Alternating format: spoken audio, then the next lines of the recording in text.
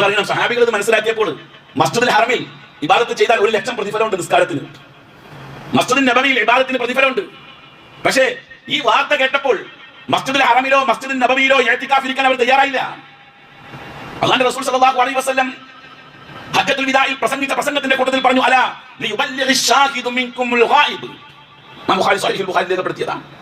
നിങ്ങളിൽ നിന്ന് ഈ ആശയം കേട്ടവർ, ഇതിന് സാക്ഷിയായ ആളുകൾ, ഇത് കിട്ടാത്ത ആളുകൾക്ക് എത്തിച്ചു കൊടുക്കൂ എന്ന് പറഞ്ഞപ്പോ റസൂൽ സല്ലല്ലാഹു അലൈഹി വസല്ലമയുടെ ആ വാക്കിന്റെ മുമ്പിൽ അവരുടെ വാഹനം എങ്ങോട്ടാണോ തിരിഞ്ഞു നിന്നത് അങ്ങോട്ടേക്ക് അവർ വാഹനത്തെ ഓടിച്ചു. വാഹനം തിരിഞ്ഞു നിന്ന ദിശയിലേക്ക് വാഹനത്തെ ഓടിച്ച് ദേശങ്ങൾ താണ്ടിക്കൊണ്ട് അവർ ഈ ആശയത്തെ ലോകത്തിന്റെ മുമ്പിലേക്ക് എത്തിച്ചു. ഒരു തിരിച്ചുവരവുണ്ടായിട്ടില്ല അവർ പല സഹാബികൾക്കും. അത് തിരിച്ചുവിടുന്ന സമയത്ത് അവരുടെ സമ്പത്ത്, അവരുടെ കുടുംബങ്ങൾ എല്ലാം അവിടെ ഉപേക്ഷിച്ചിട്ടുകൊണ്ടാണ് അവർ ഈ സന്ദേശത്തെ എത്തിച്ചു കൊടുക്കാൻ വേണ്ടി പോയത്. അതാണ് പ്രബോധനം. അതിന്റെ പേരാണ് ദഅവത്ത് എന്ന് പറഞ്ഞാൽ.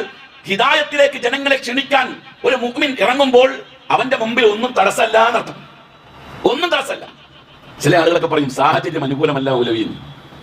ലോകത്ത് ഏറ്റവും പ്രതികൂലമായ സാഹചര്യം ഉണ്ടായത് അപ്പോഴാ. റസൂലുള്ളാഹി സ്വല്ലല്ലാഹു അലൈഹി വസല്ലമയുടെ പ്രബോധന കാലമാണ് ഏറ്റവും പ്രതികൂലമായ സാഹചര്യം. അത്രത്തോളം പ്രതികൂലമായ സാഹചര്യം ഈ ലോകത്ത് മുസ്ലിം സമുദായം അഭിമുഖീകരിച്ചിട്ടില്ല, അഭിമുഖീകരിക്കുകയും ഇല്ല.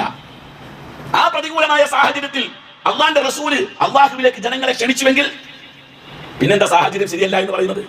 ഇവിടെ പതുക്കെ പറഞ്ഞാൽ മതി എന്ന് പറയുന്നത് ചിലർക്ക്. ഇവിടെ അങ്ങനെ പറഞ്ഞാൽ മതി. അത്രയും ഇത് പറയേണ്ട, ഗൗരവത്തിൽ പറയേണ്ട, ഗൗരവത്തിലാണ് പറയേണ്ടത്. ബുഖാരി റിപ്പോർട്ട് ചെയ്ത ഹദീസിൽ കാണാം, ബല്ലിഗു അന്നി വലൗ ആയ. എന്നിൽ നിന്നുള്ള ഈ ആദർശത്തെ, ഈ ആശയത്തെ ഒരു ആയത്തെങ്കിലും നിങ്ങൾ മറ്റുള്ളവരിലേക്ക് എത്തിച്ചു കൊടുക്കണം. ആ ഹദീസിന്റെയും മുൻകഴിഞ്ഞ ആയത്തുകളുടെയും പശ്ചാത്തലത്തിൽ ഉലമാക്കൾ പറയുന്നത് എന്താണെന്ന് വെച്ചാൽ, വ്യക്തിഗത നിർബന്ധമായ ബാധ്യതയാണ് അള്ളാഹുവിലേക്ക് ജനങ്ങളെ ക്ഷണിക്കുക എന്നുള്ളത്. ഓരോരുത്തരുടെയും ബാധ്യത. പള്ളിയിൽ ഖത്തീബിനെ നിയമിച്ചതുകൊണ്ട് ആ ബാധ്യത തീരൂല. ഓരോരുത്തരും അവരവരെ കൊണ്ടാകുന്നത് പോലെ അള്ളാഹുവിലേക്ക് ജനങ്ങളെ ക്ഷണിച്ചുകൊണ്ടിരിക്കണം. ആ ഉത്തരവാദിത്വം തന്നുകൊണ്ടാണ് അള്ളാഹു നമ്മളെ നിയോഗിച്ചത്. കുന്തും ഖൈറ ഉമ്മ, നിങ്ങൾ ഉത്തമ സമുദായമാണ്. ജനങ്ങൾക്ക് വേണ്ടി നിയോഗിക്കപ്പെട്ടവരാണ്.